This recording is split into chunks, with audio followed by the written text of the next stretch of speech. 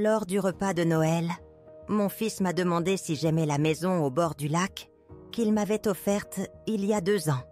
Mon sang s'est glacé, car je n'avais jamais reçu de maison, ni les virements mensuels qu'il était censé m'envoyer. Ma belle-fille, Élodie, est restée figée. Et à ce moment-là, j'ai su que la femme en qui j'avais confiance m'avait tout volé. Avant de plonger dans l'histoire, n'oubliez pas de vous abonner pendant que vous écoutez. Et dites-nous dans les commentaires d'où vous nous écoutez. Maintenant, respirez et écoutez attentivement. Voici mon histoire. Ces mots m'ont frappé comme de l'eau glacée. Alors, maman, cette maison au bord du lac que je t'ai offerte, elle te plaît? J'ai fixé Antoine, mon fils, de l'autre côté de la table de Noël. L'odeur de la dinde soudain remplacée par un goût métallique, âcre. Maison au bord du lac? Mon esprit s'est embrouillé. Quelle maison, mon chéri? Ai-je réussi à articuler, ma voix un mince murmure? Je n'ai jamais rien reçu. Le sourire de millionnaire d'Antoine a vacillé. Son regard a filé vers Élodie, son épouse, assise parfaitement immobile à ses côtés. La maison sur le lac d'Annecy, je l'ai fait transférer à votre nom pour votre anniversaire, il y a 2 ans. Élodie, son manteau couleur crème drapé comme une seconde peau, a brusquement reculé de la table. Sa serviette a volé au sol, un drapeau blanc abandonné. « Oh, je viens de me souvenir », a-t-elle dit, d'une voix anormalement enjouée, presque paniquée. « Je dois passer un coup de fil pour le rendez-vous de demain. Excusez-moi. » Elle s'est dirigée trop vite vers la cuisine, téléphone déjà en main. Mon estomac s'est noué. Quelque chose n'allait pas du tout. Antoine a froncé les sourcils, son esprit d'homme d'affaires analysant déjà un problème. « Maman, c'est impossible.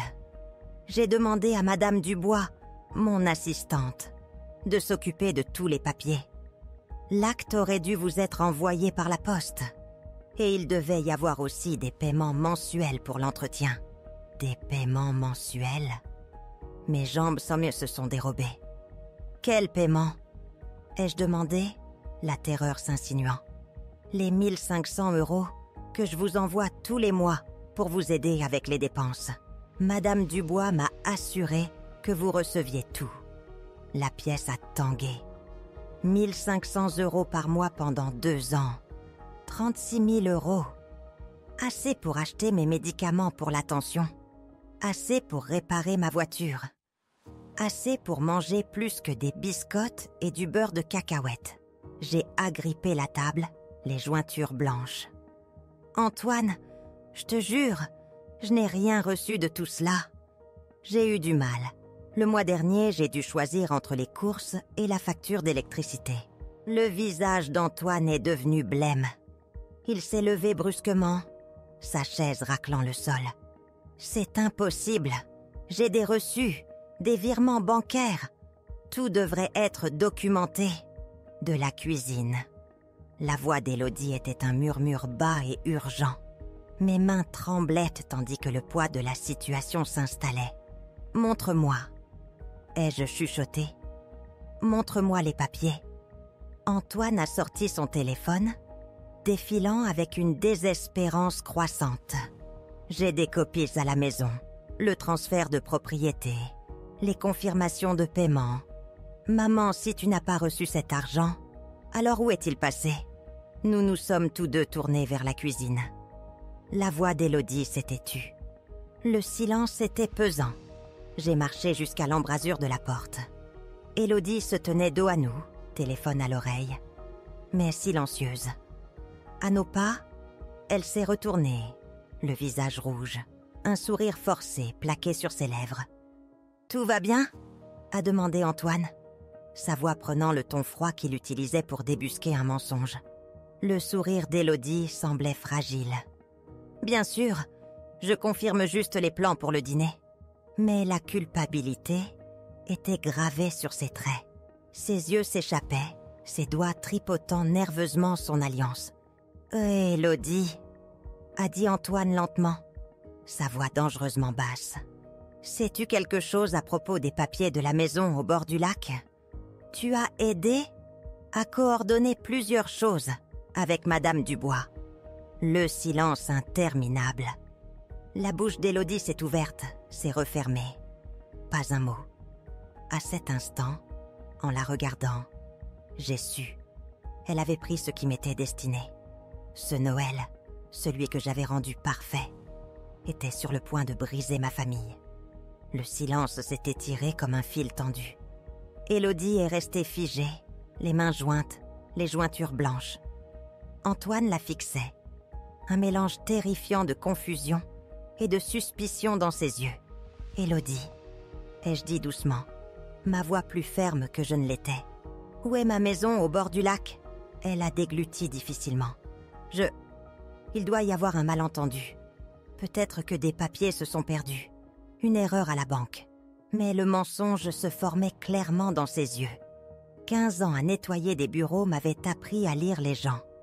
Quand vous êtes invisible, les gens parlent autour de vous. Élodie mentait. Mal. « J'appelle Madame Dubois », a déclaré Antoine. Elle s'en est occupée personnellement. « Non, attendez !» a crié Élodie s'avançant. « Nous devrions en discuter en privé. Maman en a déjà assez enduré. Ne la troublez pas davantage si c'est une confusion. » Me troubler davantage? J'avais vécu de miettes pendant qu'elle partait en vacances en Europe. Pourtant, ma voix est restée étrangement calme. « Élodie, ma chérie, je crois que nous n'avons plus à nous soucier de me troubler. J'ai besoin de savoir où est ma maison. » Antoine a composé le numéro. La voix professionnelle de Madame Dubois a répondu. « Madame Dubois, c'est Antoine. Veuillez s'il vous plaît me sortir les papiers de la maison au bord du lac que j'ai acheté pour ma mère il y a 2 ans. » Une pause, puis clairement par haut-parleur. « Bien sûr, Monsieur Dufour, 1247. Allée du lac d'Annecy. L'acte de propriété a été transféré à Élise Dufour, le 15 novembre, il y a 2 ans. J'ai des copies. » Mon cœur battait la chamade. Mon nom, mon adresse pour les papiers. Mais je n'avais jamais signé. « Et les paiements mensuels ?» a insisté Antoine. « Tous traités. 1500 € le premier du mois, sur le compte que vous avez spécifié. Titulaire du compte, Élise Dufour. Numéro de routage se terminant par 4782. » Le sang a quitté mon visage. Je n'ai pas de compte se terminant par 4782. Le mien se termine par 9156. Les yeux d'Antoine se sont braqués sur Élodie. « Madame Dubois, lisez le numéro de compte en entier. » Pendant que les chiffres étaient lus, le visage d'Élodie s'est effondré. Ce n'était pas mon compte. Loin de là. « Madame Dubois !» La voix d'Antoine était dangereusement basse. « Qui a fourni ces informations de compte ? Votre épouse, monsieur. » Madame Dufour a appelé en décembre il y a 2 ans. Elle a dit qu'il y avait un changement dans la banque de votre mère. Elle a fourni les nouveaux numéros de routage et de compte pour tous les dossiers. Le téléphone a glissé de la main d'Antoine. Élodie a poussé un son désespéré. « Et l'acte de propriété ?» a continué Antoine. « Où a-t-il été envoyé ?»« À l'adresse fournie par Madame Dufour. 847, rue des Lilas, appartement 2B. Je n'avais jamais habité rue des Lilas. Ma petite maison était ma seule adresse depuis une décennie. » Antoine a raccroché. Le silence était assourdissant. Son visage, quand il a regardé Élodie, était vide, plus terrifiant que la colère. « Explique-toi » a-t-il exigé. Le sang-froid d'Élodie s'est effondré. Les larmes ont coulé. Mais c'était de la panique, pas du remords. « Antoine, tu dois comprendre. Mes parents perdaient leur maison. Ils sont âgés. Les factures médicales de mon père. J'ai emprunté l'argent. » « Emprunté ?» ai-je chuchoté, un goût de cendre dans la bouche. « Tu veux dire voler ?»« Non. » La voix d'Élodie a percé. « J'allais le rembourser. J'avais juste besoin de temps. Et la maison au bord du lac, ce n'est pas comme si tu l'utilisais. Ma famille avait besoin d'un endroit où rester. Quelque chose s'est brisé dans ma poitrine. Pas comme si je l'utilisais. Élodie, j'ai fait des doubles quarts pour mes médicaments. J'ai mangé un seul repas par jour pour étirer les courses. Je n'ai pas mis le chauffage au-dessus de 16 degrés parce que je ne pouvais pas me permettre la facture d'électricité. Antoine l'a fixée. Une étrangère dans sa maison. Élodie. Ma mère aurait pu mourir. Et si elle avait eu une urgence médicale et ne pouvait pas se payer les soins? Mais elle n'est pas morte, a sangloté Élodie. Elle va bien, en pleine santé. Mon père a le diabète et des problèmes cardiaques. Il avait plus besoin de l'argent. Son insensibilité m'a frappée de plein fouet. Bien, en pleine santé. Je me suis souvenue de nuit, la poitrine serrée par le stress, comptant les pilules. Des virées au supermarché, calculatrice à la main, remettant des articles que je ne pouvais pas me permettre. Où est ma maison maintenant? Ai-je demandé à peine un murmure. Élodie s'est essuyé le nez, étalant son maquillage de marque. Mes parents y vivent, et la famille de mon frère. Ils l'ont rénové, apporté des améliorations. Avec mon argent, a déclaré Antoine d'un ton monocorde. Élodie a hoché la tête misérablement. Je me suis effondrée dans ma chaise, épuisée. Pendant 2 ans, j'avais cru qu'Antoine était occupé, fier de son succès, même si je luttais seule. Pendant tout ce temps, il pensait qu'il pourvoyait à mes besoins, que j'étais en sécurité. « Maman !» a dit Antoine, sa voix brisée. « Je suis tellement désolée. Je pensais que tu allais bien, que tu avais tout ce qu'il te fallait. » J'ai regardé mon fils, l'homme qui avait bâti un empire, et j'ai vu le garçon qui avait promis de prendre soin de moi. Il avait essayé, mais la femme en qui il avait confiance nous avait volé cette promesse à tous les deux. « Combien ?» ai-je demandé à Élodie. « Combien de mon argent as-tu pris ?» Sa confession silencieuse. Tout 36 000 €, plus une maison valant au moins 200 000 de plus. La famille d'Élodie, vivant comme des rois avec l'argent destiné à me garder de la pauvreté. Antoine s'est levé lentement, ses mouvements maîtrisés. « Élodie, fais tes affaires. Je veux que tu quittes ma maison ce soir. »« Antoine, s'il te plaît !» a-t-elle supplié, cherchant à l'atteindre. « Nous pouvons arranger ça. Je rembourserai ta mère. » Il s'est éloigné. « Avec quel argent ? Tu n'as pas travaillé un seul jour depuis que nous nous sommes mariés. Tout ce que tu as, tout ce que ta famille a été volé à ma mère. » J'ai regardé ma belle-fille s'effondrer. Aucune pitié, aucune satisfaction. Juste un vide creux là où la confiance avait été. Elle m'avait regardé dans les yeux pendant 2 ans. S'était assise à cette même table, connaissant ma lutte, tandis que sa famille vivait dans le luxe. Alors que ses sanglots résonnaient, j'ai su que ce Noël était inoubliable. Non pas pour la famille, mais pour avoir appris que les plus beaux sourires peuvent cacher les plus sombres secrets. Après qu'Élodie soit partie, sanglotante, implorant un pardon qu'Antoine et moi ne pouvions lui accorder, ma maison a semblé différente, plus calme, mais pas paisible. Le silence était lourd de questions sans réponse, la trahison s'installant dans chaque recoin. Antoine a voulu appeler son avocat immédiatement. Je lui ai demandé d'attendre. Non pas par hésitation, mais parce que je savais que nous devions découvrir toute l'ampleur de ce qu'Élodie avait fait. Les voleurs ne volent que rarement une seule fois.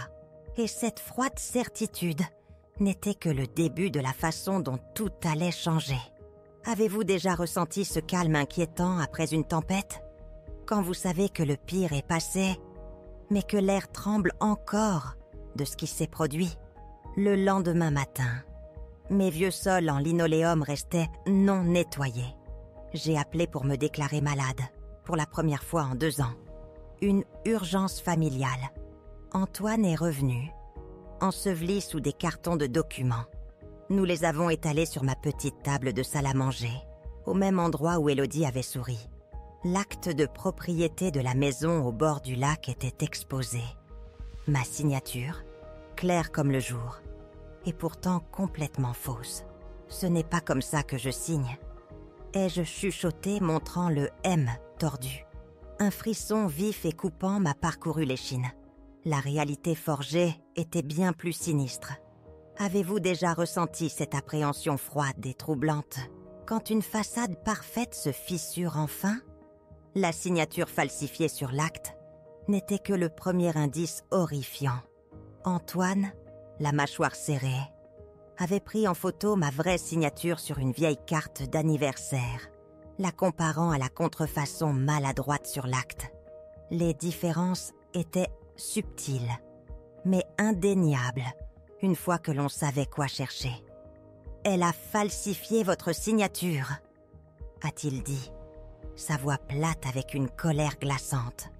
Ce n'était pas un simple malentendu, c'était un acte de trahison délibéré, plus froid et plus calculé que je n'aurais pu l'imaginer. Nous avons continué à creuser. Les relevés bancaires que Madame Dubois avait envoyés par courriel montraient les paiements mensuels allant sur un compte à mon nom, mais dans une banque que je n'avais jamais utilisée. Quelqu'un avait ouvert un compte en utilisant mes informations personnelles. Je dois voir ce compte, ai-je déclaré, ma voix ferme malgré le tremblement de mes mains. Antoine a appelé la banque, mais ils n'ont pas voulu lui divulguer les détails. Alors, nous y sommes allés en voiture. Mes mains tremblaient en entrant dans le grand hall en marbre de la Banque nationale du commerce, serrant mon permis de conduire et ma carte vitale comme un bouclier. La représentante de la banque, une jeune femme gentille à l'expression perplexe, a fait défiler les registres. Le compte a été ouvert il y a 2 ans et 1 mois, quelques semaines seulement avant que le premier paiement ne devait vous parvenir. Mon sang s'est glacé. L'adresse au dossier est le 847, rue des Lilas, appartement 2B, la même adresse que Madame Dubois avait mentionnée. Le numéro de téléphone n'est pas le vôtre non plus, madame, a-t-elle ajouté confuse. Vous n'êtes sûrement peut-être jamais venue dans cette agence auparavant, n'est-ce pas? Jamais de ma vie. Ai-je confirmé, ma voix stable. Elle nous a montré la fiche de signature de l'ouverture du compte. La même version maladroite et falsifiée de mon nom. C'est un vol d'identité, a déclaré la représentante, sa voix pleine d'inquiétude. Vous devez déposer une plainte à la police immédiatement.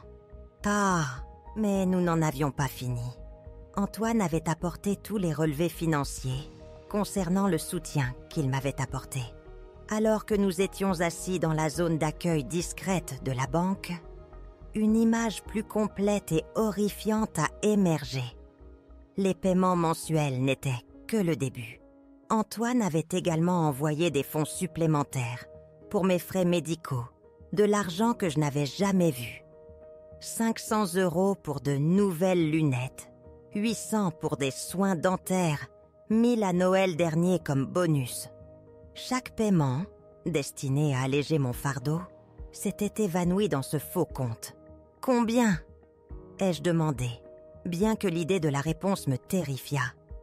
Les doigts d'Antoine ont volé sur la calculatrice de son téléphone, son visage pâlissant à chaque entrée. « 43 000 €. En 2 ans, elle t'a volé 43 000 €. Le chiffre m'a frappé comme un coup physique. 43 000 €. Plus d'argent que je n'en avais jamais eu. Assez pour avoir levé le poids écrasant de l'inquiétude. Assez pour la sécurité. Pour la paix. Au lieu de cela, j'avais compté les centimes, choisissant entre les médicaments et la nourriture. Tandis qu'Élodie menait une vie de luxe bâtie sur ma privation. Ensuite, nous avons conduit jusqu'au 847 rue des Lilas. C'était un immeuble d'appartements délabré, avec des enseignes néon clignotantes et des marches en béton cassé. L'appartement 2B était vide. Une pancarte à louer dans la fenêtre salle.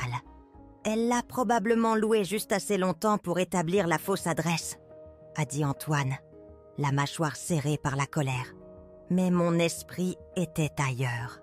Antoine, comment a-t-elle obtenu mes informations personnelles? Mon numéro de sécurité sociale, ma date de naissance, tous ces détails pour ouvrir le compte? Il est resté silencieux. De notre maison, Je garde mes copies de documents familiaux importants dans mon bureau à domicile. Elle aurait eu accès à tout. La trahison me transperçait plus profondément à chaque nouvelle révélation.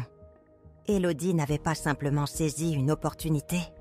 Elle avait méticuleusement planifié cela, volant systématiquement mon identité et mon argent tout en vivant chez mon fils, partageant son lit, feignant l'amour. Ce soir-là, de retour dans mon salon, entouré des preuves qui s'accumulaient, Antoine m'a regardé, les larmes aux yeux. « Maman, je suis tellement désolée. » Je lui faisais entièrement confiance. Je n'ai jamais pensé à vérifier que tu recevais l'argent parce que c'est elle qui a suggéré que je l'envoie en premier lieu.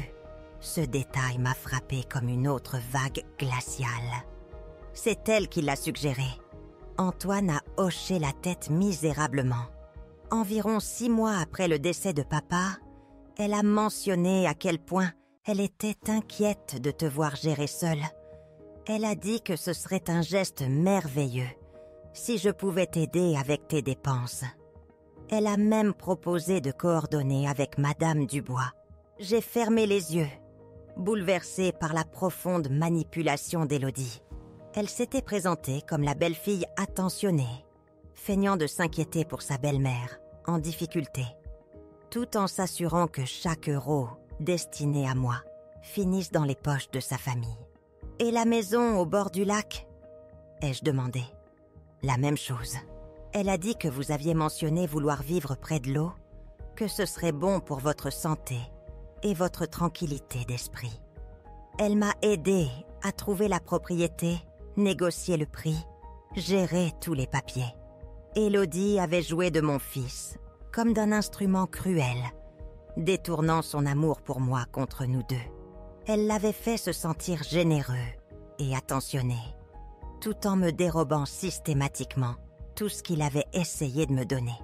Tandis qu'Antoine rassemblait les papiers pour les apporter à son avocat, Maître Girard, je suis restée assise seule, fixant les murs de ma petite maison exiguë.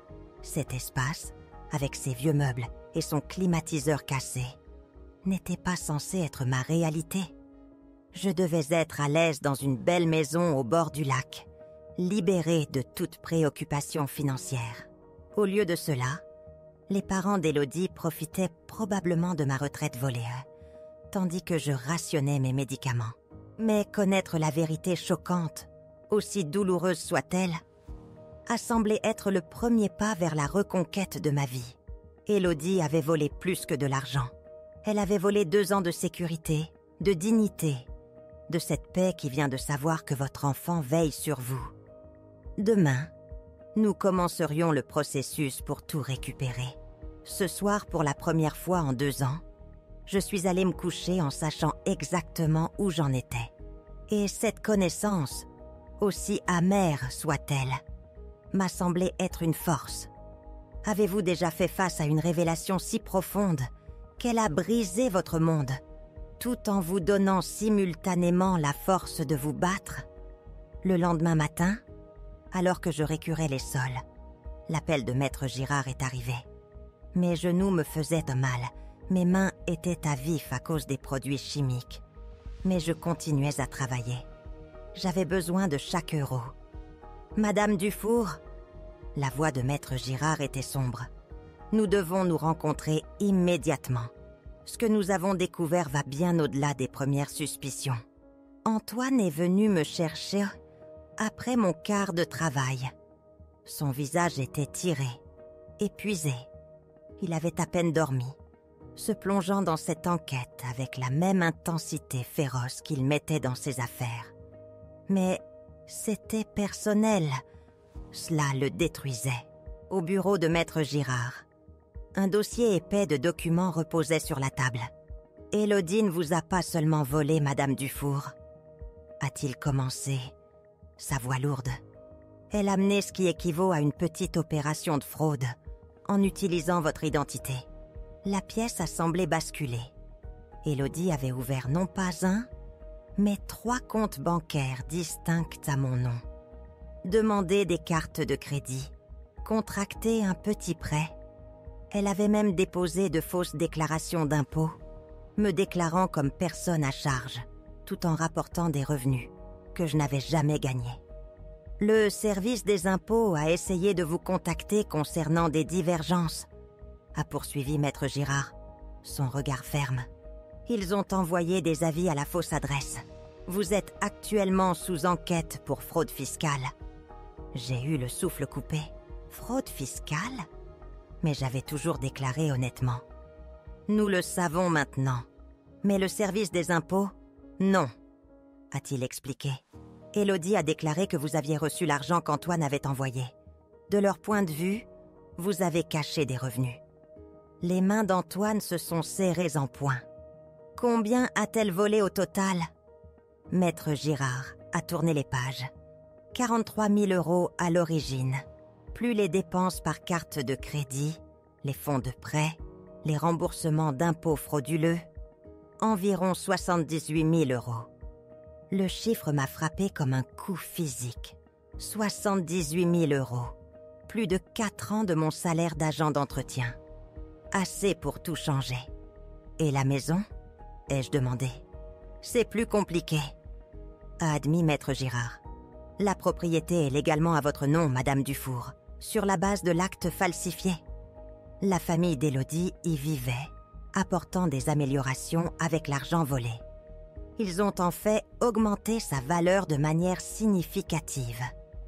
Mon esprit a flashé sur les parents d'Élodie, que j'avais rencontrés 2 fois. Auraient-ils su ? Pouvons-nous la récupérer ? A pressé Antoine. Oui, mais nous aurons besoin des forces de l'ordre. Ce n'est pas une affaire civile. C'est une fraude criminelle, un vol d'identité, une fraude fiscale. Élodie pourrait faire face à de lourdes peines de prison. Je suis restée silencieuse. Les larmes d'Élodie à Noël. Étaient-elles du remords ou de la panique ? Qu'en est-il de sa famille ? Ai-je demandé. Ses parents ? Son frère avec les enfants ? L'expression de Maître Girard était compatissante. Ils devront quitter les lieux.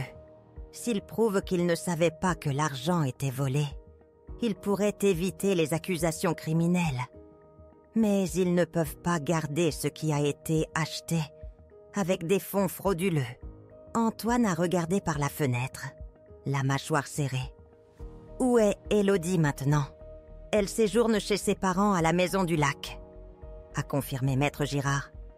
Notre enquêteur a confirmé qu'elle y était depuis qu'elle a quitté votre maison à Noël.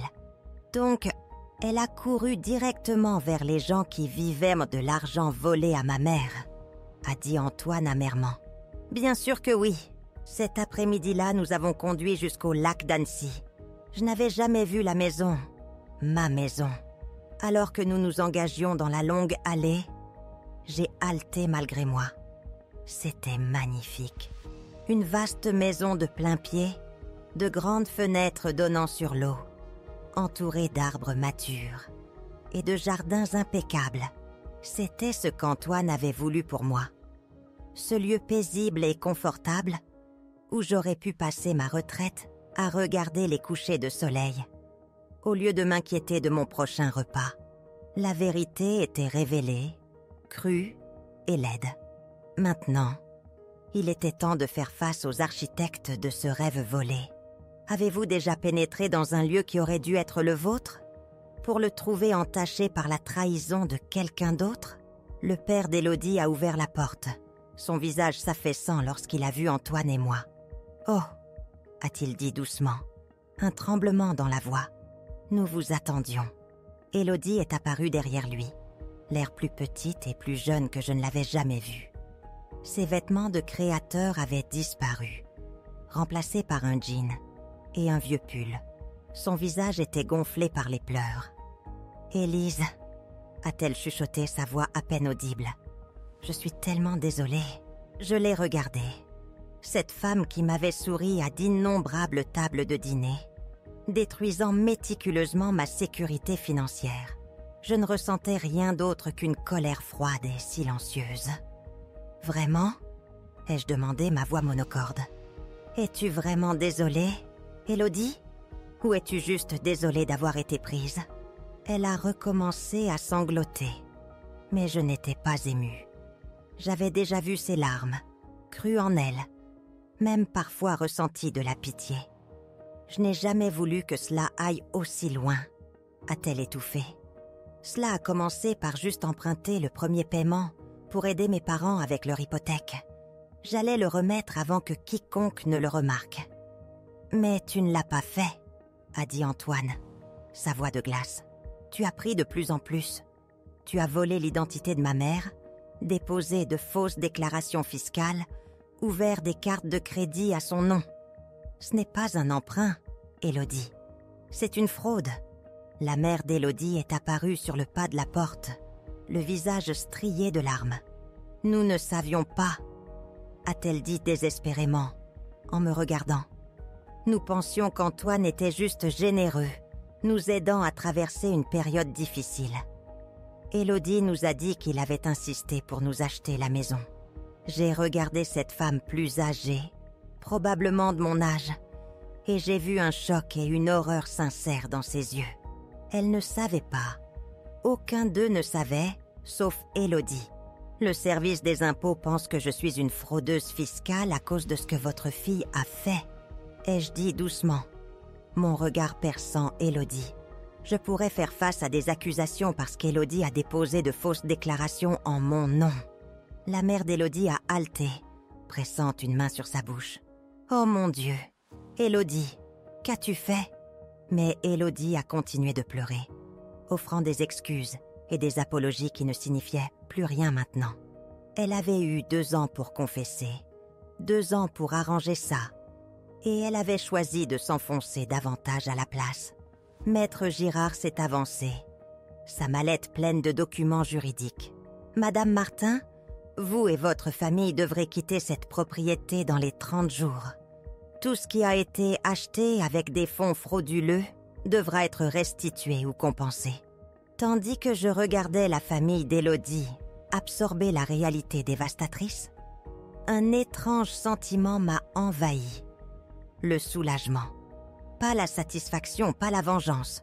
Juste un soulagement tranquille que la vérité soit enfin mise au jour. La police sera ici demain pour prendre Élodie en garde à vue, a poursuivi Maître Girard. Je lui recommanderais de se rendre volontairement. Élodie a levé les yeux vers Antoine avec des yeux désespérés. « S'il te plaît, ne les laisse pas m'arrêter. Je vais tout rembourser. Je promets. Je trouverai un travail. Je travaillerai jour et nuit. » Antoine secoua tristement la tête. « Avec quelle compétence, Élodie ? Tu n'as jamais travaillé un seul jour de ta vie.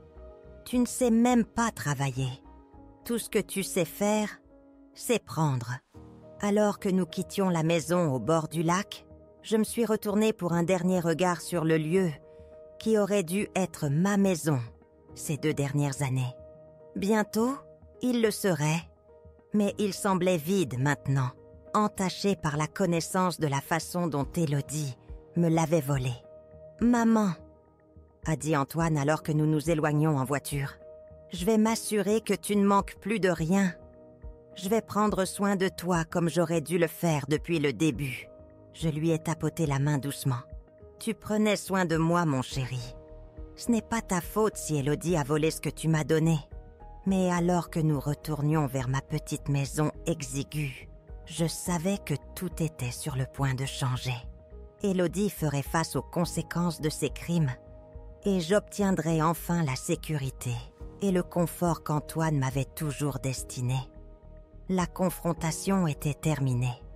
Maintenant venait la justice. Avez-vous déjà vu quelqu'un s'effondrer si complètement ? Et à cet instant, réaliser la profonde vacuité de ses tromperies. Les papiers du divorce ont été finalisés un mardi gris de février, 3 mois après ce terrible repas de Noël. J'étais assise dans le couloir du tribunal à côté d'Antoine, lorsque Maître Girard, son avocat, a émergé de la salle d'audience. Élodie avait tout signé sans contestation, a-t-il rapporté. Elle était déjà passible d'une peine de 18 mois pour fraude et usurpation d'identité, et contester le divorce n'aurait fait qu'ajouter des frais de justice qu'elle ne pouvait pas se permettre. « C'est fait !» a dit maître Girard, en s'asseyant. Le mariage est dissous. Tous les biens acquis avec des fonds volés reviennent à leur propriétaire légitime. Madame Dufour, vous êtes maintenant légalement propriétaire de la maison au bord du lac. Et tout l'argent des comptes frauduleux a été gelé en attendant la restitution complète. Antoine a laissé échapper un long soupir rauque. Et sa famille? Ils ont quitté la propriété la semaine dernière, a confirmé maître Girard. Ses parents ont temporairement emménagé chez son frère. Ils se sont montrés étonnamment coopératifs. J'ai ressenti un étrange mélange de soulagement et de tristesse. Le soulagement que ce cauchemar se termine enfin, mais la tristesse pour les dommages collatéraux. Les parents d'Élodie étaient innocents d'une certaine manière aussi. Ils avaient perdu leur maison et le peu d'économie qu'ils avaient. Tout cela parce que leur fille avait choisi d'exploiter au lieu de demander de l'aide. Les semaines qui ont suivi ont été un tourbillon de paperasse et d'ajustements.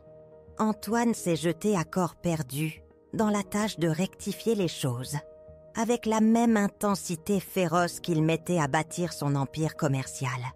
Il a engagé une équipe d'experts comptables judiciaires pour démêler les fausses déclarations fiscales d'Élodie, a travaillé sans relâche avec le service des impôts pour blanchir mon nom et a supervisé personnellement chaque détail du transfert de propriété de la maison du lac vers moi. Mais le changement le plus profond s'est opéré chez Antoine lui-même. L'homme d'affaires prospère, autrefois trop accaparé par son empire pour des appels réguliers, est devenu un fils qui passait tous les 2 jours. Il appelait juste pour prendre de mes nouvelles, insistait pour m'emmener à mes rendez-vous médicaux et m'accompagnait faire les courses. « Tu n'as pas besoin d'être si présent, mon chéri », lui ai-je dit un après-midi, alors qu'il m'aidait à emballer les quelques affaires que je voulais garder de mon ancienne maison. Je ne vais nulle part. Il a fait une pause, pliant l'une de mes vieilles couvertures. « Maman, j'ai manqué 2 ans de ta vie parce que j'ai été assez stupide pour faire entièrement confiance à Élodie. Je ne manquerai plus rien. » J'ai compris sa culpabilité, même si je ne pensais pas qu'il la méritait.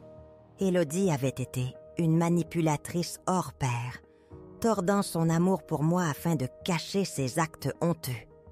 Mais je savais aussi que la confiance, une fois brisée si complètement, prend du temps à se reconstruire. Même la confiance en soi. Déménager dans la maison du lac a semblé surréaliste. L'endroit était magnifique, indéniablement, mais il portait le poids lourd de tout ce qui s'était passé. La famille d'Élodie l'avait, je dois l'admettre, bien entretenue. Les jardins étaient impeccables, la maison propre et modernisée. Ils avaient même ajouté une véranda avec moustiquaire, donnant sur l'eau, dont je suis immédiatement tombée amoureuse. Pourtant, c'était comme emménager dans la vie de quelqu'un d'autre, pas reprendre la mienne. « Nous pouvons changer tout ce que tu veux », a proposé Antoine, alors que nous marchions à travers les pièces baignées de soleil. Nouveaux meubles, différentes couleurs de peinture, tout ce qui te donnera l'impression que c'est chez toi. J'ai apprécié sa prévenance, mais je n'étais pas sûre que de nouveaux rideaux puissent effacer le fait que le père d'Élodie avait tant assis dans ce même salon pendant 2 ans, lisant son journal du matin, pendant que je rationnais mes médicaments à 80 km de là. Le processus de restitution financière s'est avéré plus complexe que prévu. Les comptes qu'Élodie avait ouverts à mon nom contenaient non seulement l'argent envoyé par Antoine, mais aussi des fonds provenant des cartes de crédit qu'elle avait utilisées et du prêt qu'elle avait contracté. Démêler tout cela a nécessité une expertise comptable judiciaire et des mois de documentation méticuleuse. La bonne nouvelle, Madame Dufour, a expliqué mon nouveau conseiller financier, c'est qu'une fois tout réglé, vous aurez non seulement l'argent original que votre fils a envoyé, mais aussi les intérêts accumulés et une compensation supplémentaire pour le vol d'identité. Nous parlons d'environ 95 000 €, une fois que tout sera récupéré. Mais 95 000 €! Je n'avais jamais imaginé avoir une telle somme d'argent. C'était suffisant pour vivre confortablement pendant des années, pour ne plus jamais avoir à choisir entre les courses et les médicaments, pour vraiment profiter de ma retraite au lieu de travailler jusqu'à ce que mon corps lâche. Mais l'argent me semblait étrange dans les mains, souillé par le savoir de la façon dont il avait été volé et récupéré. Je me suis surprise à presque regretter la simplicité brute de mon ancienne vie, où je savais exactement où j'en étais, même si c'était pour joindre les deux bouts. Le plus difficile, peut-être, a été de gérer la réaction de la communauté. Dans une ville de notre taille, l'arrestation d'Élodie et les procédures judiciaires qui ont suivi avaient fait la une des journaux. Tout le monde savait ce qu'elle avait fait. Et par extension, tout le monde savait que j'avais été la victime d'un vaste stratagème de fraude. Les réactions variaient énormément. Certains étaient sincèrement compatissants, offrant leur aide et exprimant leur indignation en mon nom. D'autres semblaient presque méfiants, comme s'ils ne pouvaient croire que je n'avais pas su ce qui se passait. Quelques-uns ont fait des commentaires suggérant que je devrais être reconnaissante de l'attention, comme si être victime d'une fraude était d'une certaine manière mieux que d'être ignorée.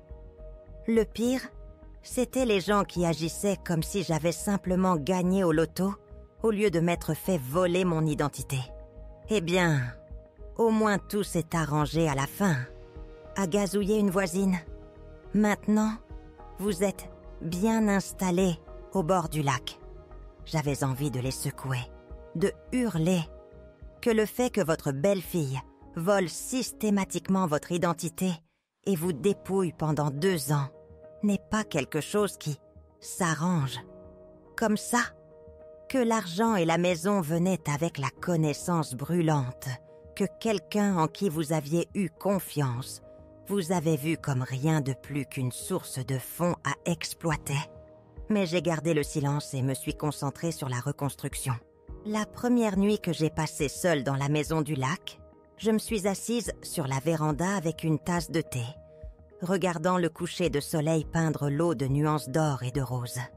La vue était magnifique, paisible d'une manière que je n'avais jamais connue auparavant.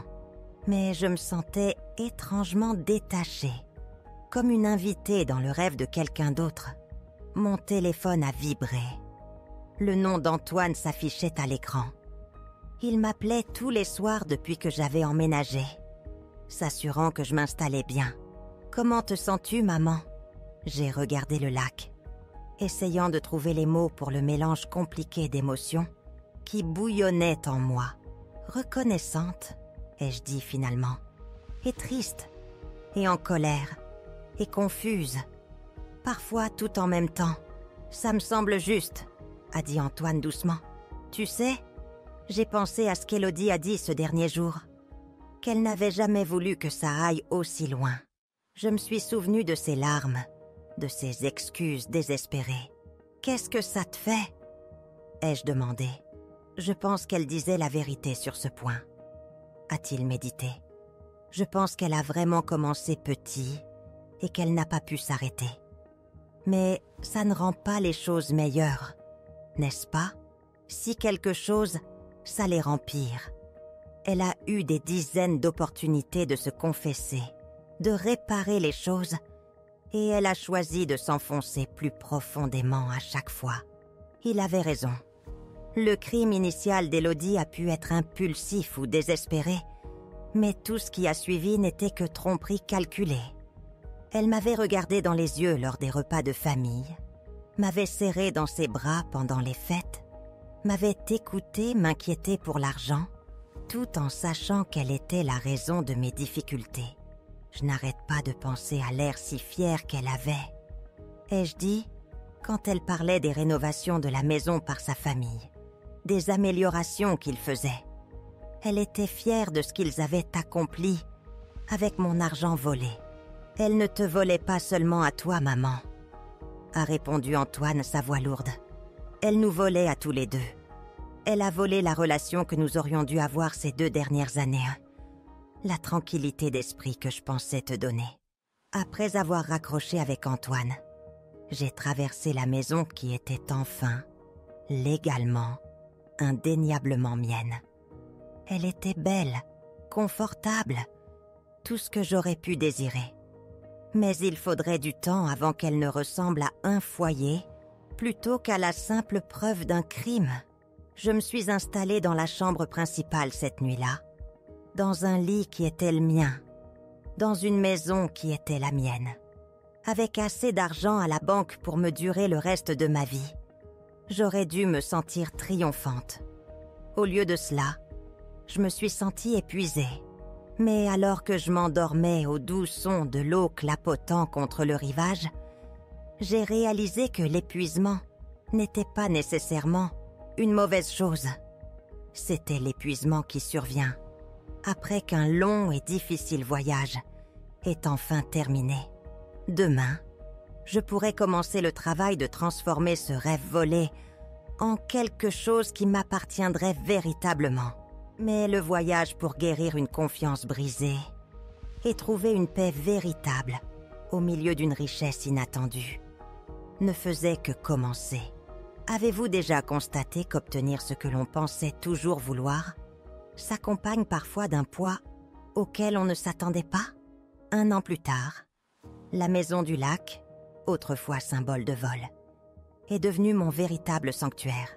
La véranda avec moustiquaire où j'avais passé cette première nuit confuse, m'enveloppait maintenant comme une étreinte confortable. J'avais remplacé les meubles de la famille d'Élodie par des pièces qui me parlaient, ajouté des plantes que j'avais choisies moi-même, accroché des photos racontant mon histoire. Ma routine matinale était sacrée. Café sur la véranda, tandis que le soleil caressait le lac, regardant l'eau changer de couleur. Cette paix était un luxe que je n'aurais jamais imaginé. La voiture d'Antoine s'est garée dans l'allée, pile à l'heure pour notre petit déjeuner hebdomadaire. Son attention initialement motivée par la culpabilité s'était transformée en quelque chose de naturel, un lien reconstruit sur l'honnêteté. « Bonjour maman », a-t-il appelé, portant un sac de la boulangerie, déroulé à la cannelle. J'ai souri. « Tu n'es pas obligé d'apporter des pâtisseries toutes les semaines. » Il a souri. « Je sais, mais j'aime bien les apporter. D'ailleurs, Madame Dupont demande toujours de tes nouvelles.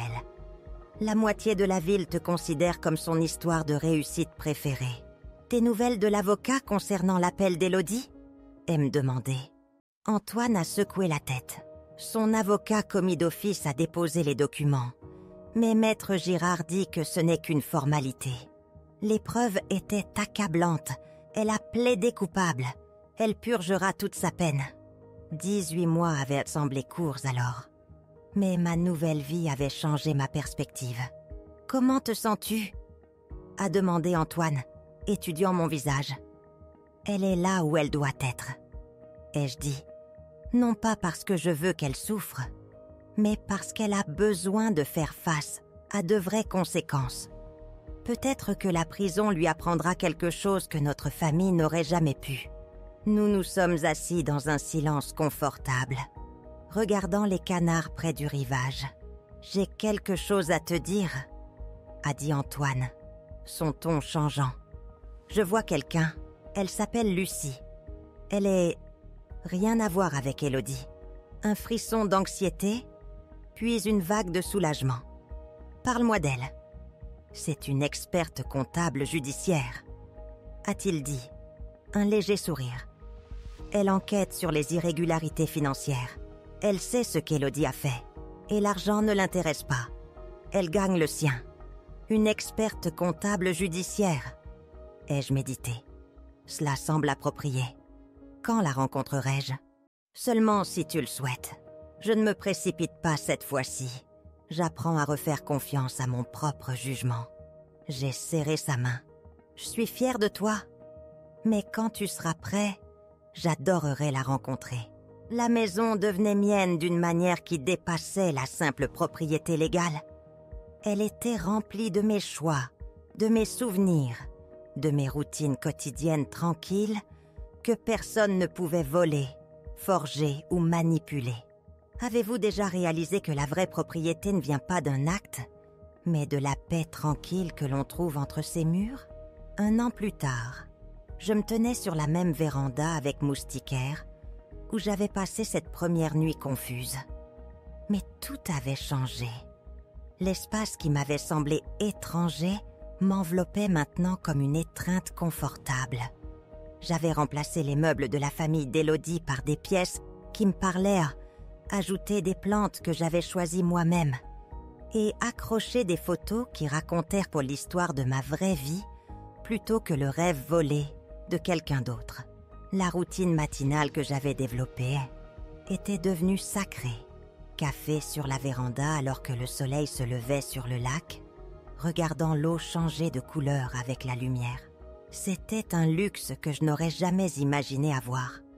Cette paix, ce temps pour simplement exister, sans le poids constant de l'inquiétude financière.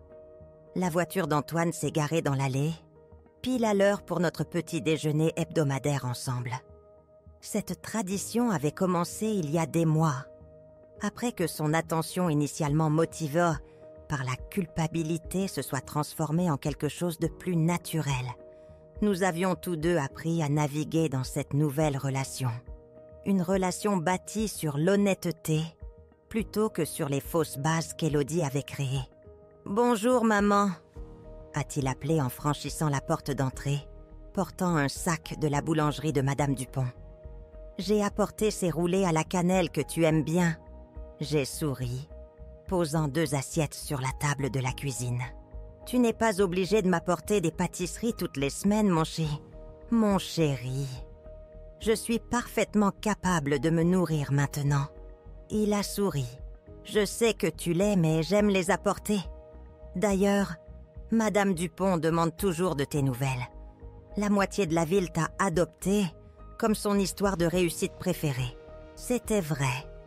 La même communauté qui avait murmuré sur ma situation pendant le procès d'Élodie m'avait adopté une fois que justice avait été rendue. Les gens m'arrêtaient à l'épicerie pour demander comment je m'installais. Les voisins apportaient des gratins quand j'ai emménagé au bord du lac. Et le facteur s'assurait de mentionner chaque fois qu'il avait de bonnes nouvelles à livrer. Des nouvelles de Maître Girard concernant l'appel d'Élodie? Ai-je demandé alors que nous nous installions à nos places habituelles? Antoine a secoué la tête. Son avocat commis d'office a déposé les documents, mais il dit que c'est une simple formalité. L'épreuve était accablante et elle a plaidé coupable de tout. Elle purgera toute sa peine. 18 mois avaient semblé si peu de temps lorsque le juge l'avait annoncé. Mais à mesure que les saisons changeaient et que ma nouvelle vie prenait forme, j'avais cessé de penser à la chronologie d'Élodie et commencé à me concentrer sur la mienne. « Qu'en penses-tu » a demandé Antoine, étudiant attentivement mon visage. J'ai sérieusement réfléchi à la question. Il y a 1 an, j'aurais peut-être voulu qu'Élodie souffre davantage, qu'elle fasse face à des conséquences à la mesure de ce qu'elle m'avait volé. Mais maintenant, assise dans la maison qui était vraiment la mienne, avec de l'argent à la banque et l'attention sincère de mon fils, la vengeance semblait moins importante qu'elle ne l'avait été auparavant. Je pense qu'elle est là où elle doit être, ai-je dit finalement. Non pas parce que je souhaite qu'elle souffre, mais parce qu'elle doit faire face aux véritables conséquences de ses actes. Peut-être que la prison lui enseignera quelque chose que notre famille n'aurait jamais pu. À travers le processus judiciaire, j'en avais appris plus sur la psychologie d'Élodie que je n'aurais jamais voulu en savoir. Elle avait grandi dans une famille, en proie à des difficultés financières, se comparant toujours à ceux qui avaient plus. Lorsqu'elle a épousé Antoine, elle avait soudain eu accès à une richesse qu'elle n'avait jamais imaginée. Mais apparemment, cela n'avait pas suffi. Maître Girard avait expliqué que le thérapeute recommandé par son avocat lui avait diagnostiqué ce qu'on appelle un syndrome de droit acquis. Elle croyait sincèrement qu'elle méritait tout ce qu'elle pouvait prendre, parce que la vie avait été injuste envers elle. J'avais longuement réfléchi à cette explication. La vie avait aussi été injuste envers moi lorsque j'avais perdu mon mari, et que je me trouvais à lutter pour joindre les deux bouts. Mais je n'avais jamais considéré que cette injustice me donnait le droit de voler les autres. « As-tu des nouvelles de sa famille ?» ai-je demandé. Antoine a hoché la tête. Ses parents ont déménagé dans le Midi pour vivre avec sa tante.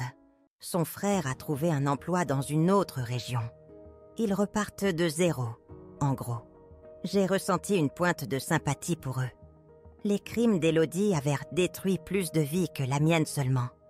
Ses parents avaient perdu leur maison et leurs économies. Les enfants de son frère avaient trop mieux déraciné de leurs écoles et de leurs amis. Tout ça parce qu'Élodie avait choisi le vol plutôt que l'honnêteté. J'ai pensé à leur écrire une lettre, ai-je dit. Les sourcils d'Antoine se sont levés. Vraiment ? Que leur dirais-tu ? Que je ne leur en veux pas, que j'espère qu'ils vont bien. J'ai marqué une pause, remuant le sucre dans mon café. Élodie avait fait ses choix, mais il ne méritait pas d'en payer le prix. Nous sommes restés un moment dans un silence confortable, contemplant le lac. Une famille de canards avait élu domicile près de la rive, et j'avais pris l'habitude de leur jeter des miettes de mon toast du matin. De simples plaisirs pour lesquels je n'avais jamais eu le temps quand chaque instant était dévoré par la survie. « J'ai quelque chose à te dire », a fini par dire Antoine, son ton prenant une tournure plus sérieuse. Je l'ai regardé, attentive. Je vois quelqu'un, une femme que j'ai rencontrée à une conférence professionnelle. Elle s'appelle Lucie, et elle n'a rien à voir avec Élodie. J'ai ressenti un frisson d'anxiété. Puis je me suis forcée à me détendre. Parle-moi d'elle. C'est une experte comptable judiciaire, en fait. Elle aide les entreprises à enquêter sur les irrégularités financières. Elle sait ce qu'Élodie a fait, connaît toute l'histoire, et elle n'est pas intéressée par mon argent. Elle gagne très bien sa vie. J'ai souri. Une experte comptable judiciaire. Cela me semble approprié. Antoine a ri. Je pensais que tu apprécierais l'ironie. Elle est aussi incroyablement honnête, parfois brutalement. Elle m'a dit à notre 3e rendez-vous qu'elle me trouvait trop naïf et que je devais travailler sur mes limites. Une femme intelligente, ai-je dit. Quand est-ce que je la rencontre ? Seulement si tu le souhaites. Je ne me précipite pas cette fois. J'apprends à faire à nouveau confiance à mon propre jugement. Et cela implique, en partie, de ne pas chercher l'approbation de tout le monde avant de savoir ce que je ressens moi-même. J'ai tendu la main sur la table et lui ai serré la sienne. Je suis fière de toi de prendre ton temps, mais quand tu seras prêt, j'adorerais la rencontrer. Après le départ d'Antoine, j'ai fait ma promenade habituelle autour de la propriété. Les jardins que la famille d'Élodie avait plantés prospérèrent sous mes soins. Mais j'y avais ajouté mes propres touches. Un potager où je cultivais des tomates et des herbes aromatiques. Un coin lecture sous le vieux chêne, une mangeoire à oiseaux qui attirait les rouges-gorges et les geais bleus. La maison devenait mienne d'une manière qui n'avait rien à voir avec la propriété légale. Elle était remplie de mes choix, de mes souvenirs, de mes routines quotidiennes tranquilles que personne ne pouvait voler, falsifier ou manipuler. Cet après-midi-là, j'ai fait quelque chose que j'avais prévu depuis des semaines. J'ai appelé mon ancienne superviseure à l'entreprise de nettoyage, Madame Lambert. C'est Élise Dufour. Je voulais vous faire savoir que je ne reviendrai pas travailler. Il y a eu une pause. Vous allez bien, Élise ? Vous êtes absente depuis un bon moment maintenant. Je me sens mieux que je ne l'ai pas depuis des années. Ai-je dit, souriant à la vérité de mes paroles. Je prends ma retraite. Cela faisait étrange de prononcer ce mot. Je n'avais jamais imaginé que je pourrais prendre ma retraite. J'avais supposé que je travaillerais jusqu'à ce que mon corps lâche. Mais l'argent qu'Élodie avait volé et qui avait été récupéré, combiné à la maison et au soutien continu d'Antoine, signifiait que je pouvais enfin arrêter de récurer les soldes des autres et commencer à vivre pour moi-même. Ce soir-là, je me suis assise sur ma terrasse avec un verre de vin, regardant le coucher de soleil peindre le lac de nuances d'or et de rose. Mon téléphone a vibré avec un message d'Antoine. « Lucie veut savoir si tu aimes la cuisine italienne. Elle pense te faire à manger le week-end prochain. » J'ai répondu par texto. « Dis-lui que j'adore la cuisine italienne, mais qu'elle n'a pas besoin de m'impressionner. J'apprécie déjà toute personne qui rend mon fils heureux. » Alors que l'obscurité s'installait sur l'eau, j'ai repensé à la femme que j'étais un an auparavant. Fatiguée, en difficulté, fière, mais secrètement désespérée. Elle n'aurait jamais cru que cette paix était possible, ce sentiment de sécurité et de plénitude. Élodie m'avait volé 2 ans de ma vie, mais d'une étrange manière, ces crimes m'avaient aussi donné quelque chose que je n'aurais peut-être jamais eu autrement. Ils avaient forcé Antoine à vraiment me voir, à comprendre que j'avais besoin de plus qu'un simple soutien financier. J'avais besoin de sa présence, de son attention, de son affection sincère. Il m'avait aussi appris quelque chose sur ma propre force. J'avais survécu au vol, à l'enquête, au procès, au processus compliqué de retrouver mon identité et ma vie. J'avais appris que j'étais plus forte que je ne l'avais cru, plus résiliente que je n'avais jamais eu besoin de l'être auparavant. J'avais aussi appris quelque chose sur le pardon. Non pas le pardon pour Élodie, qui devrait le mériter par un changement sincère que je ne verrai peut-être jamais, mais le pardon pour moi-même d'avoir été assez confiante pour croire à ses mensonges, et le pardon pour Antoine, qui avait été manipulé tout aussi profondément que moi. Alors que je fermais la maison et me dirigeais vers le lit, j'ai ressenti la profonde satisfaction qui vient d'une journée bien vécue dans une vie retrouvée. Demain apporterait de nouveaux petits plaisirs, de nouvelles joies tranquilles, de nouveaux moments de paix que personne ne pourrait voler. La maison du lac, qui avait commencé comme la scène de crime d'Élodie, était devenue mon sanctuaire. L'argent qui avait été volé et récupéré était devenu ma sécurité. Le fils, qui avait été trompé au point de me négliger, était devenu mon compagnon dévoué. Élodie avait essayé de voler mon avenir. Mais finalement, elle ne l'avait que retardé. Maintenant, il était à moi, pleinement et entièrement, à vivre exactement comme je le voulais. Et je choisissais la paix. Que feriez-vous si vous vous retrouviez à la place d'Élise, face à une trahison aussi profonde, puis à une reconquête inattendue? Partagez vos pensées et vos expériences dans les commentaires ci-dessous. Votre voix compte vraiment pour nous. Et n'oubliez pas de vous abonner à notre chaîne pour plus d'histoires de justice, de résilience et de